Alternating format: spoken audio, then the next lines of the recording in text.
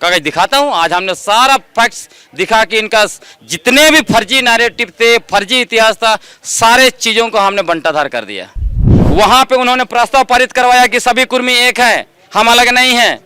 निरंतर अभियान चलाया है ना। उसके बाद के दिनों में भी इनके सबसे बड़े नेता स्वर्गीय विनोद बिहारी महतो, उन्होंने भी कहा कि क्षत्रिय ही है हम लोग, है ना। हम लोग जो है कि कुर्मी महतो क्षत्रिय है। उन्होंने शिवाजी समाज का गठन किया और उसके लिए आंदोलन भी किया। आपको सिर्फ जो है कि पद चाहिए। आपने देखा ही है, सबसे ज्यादा समय माननीय सुदेश महतो उप मुख्यमंत्री के ही पद में बैठे रहे, है ना। अभी जयराम महतो ने घोषणा किया है कि 2029 में कोई माए का लाल नहीं रोक सकता मुझे उप मुख्यमंत्री का पद से बैठने के लिए। तो दोनों में लड़ाई है कि उप मुख्यमंत्री का पद में कौन बैठेगा। तो अपना लड़ाई में पूरा कुर्मी महतो समुदाय को झोंक भी दिया, बेइज्जत भी कर दिया सबको।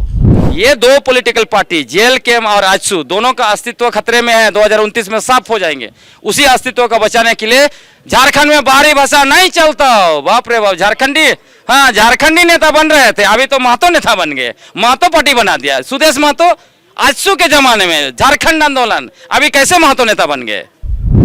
आदिवासी समाज के द्वारा लगातार जिस तरह से कुर्मी समाज के द्वारा रेल रोको आंदोलन किया गया और उसमें देखेंगे कि जिसे अनुसूचित जाति में जो शामिल करने की मांग है अब ये उग्र होता जा रहा है। और साफ तौर पे 5 अक्टूबर को मोराबादी मैदान में जो है आदिवासी समाज के द्वारा जो है एक का आयोजन किया जाएगा और वहाँ पे एकजुट होकर एक जो अस्तित्व है आदिवासी की उसको बचाने की रणनीति होगी। लेकिन उससे पहले ठीक आपने जो बातें कही, कई महत्वपूर्ण दस्तावेज लेकर आए कि कुर्मी आदिवासी नहीं, और इसको जो है शोध आपने किया, कई ऐसे विषय पर जो बातें रखी निकल कर, कैसे आप शोध कर रहे हैं? कैसे मतलब जो बातें कहें आपने, कई जिक्र किया, डॉक्यूमेंट्स के आधार पर जो बात रख रहे हैं, रिसर्च करके क्या है आधार उसका?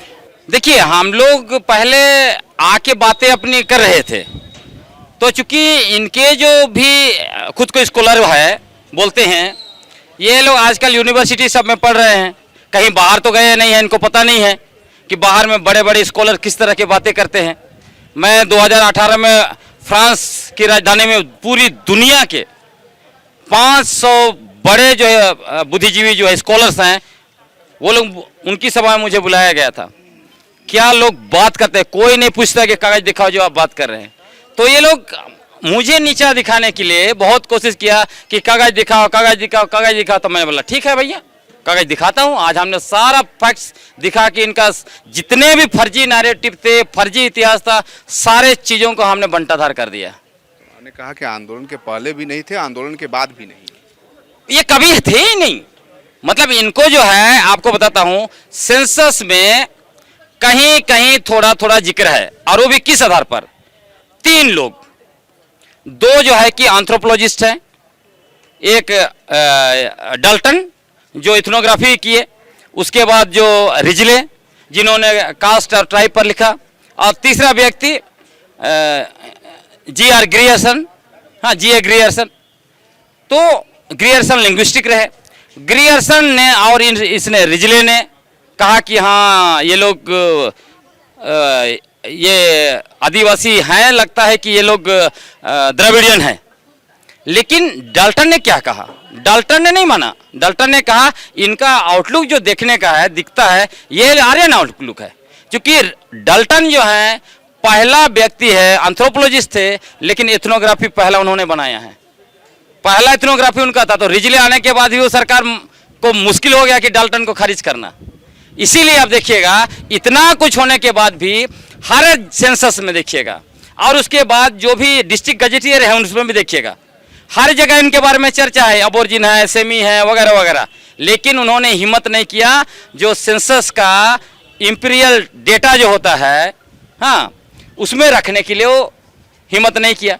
क्योंकि इनके बीच 2 एक इथनोग्राफर मैंने कहा, एक लिंग्विस्टिक मैंने कहा, एक एंथ्रोपोलॉजिस्ट मैंने कहा, ये तीनों के बीच सहमति ही नहीं था, सरकार कैसे से रखती। दूसरी बात, जैसे ही कहीं कहीं पे अबोर्जिनल लिखा गया, इनके पुरखे इतना जोर से विरोध करने लगे। 1923 से 31 तक 7 साल आंदोलन किया, छोटा मोटा नहीं। ब्रिटिश हुकूमत को स्मारक पत्र दिया।